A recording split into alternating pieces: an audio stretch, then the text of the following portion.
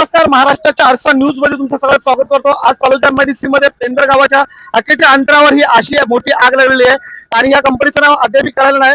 पालोजा police स्टेशनचे सर्व अधिकारी, वरिष्ठ पोलीस निरीक्षक हे सुद्धा आलेले आहेत आणि पाहायला गेलं तर अग्निशमन दलाच्या ज्या गाड्या आहेत ते 7 ते 8 गाड्या इथे आलेल्या आहेत अग्निशमन दलाच्या, आणि त्यांचे सुद्धा सातत्याने प्रयत्न चालू आहेत की लवकरच्या लवकर ही आग आटोक्यात आली पाहिजे।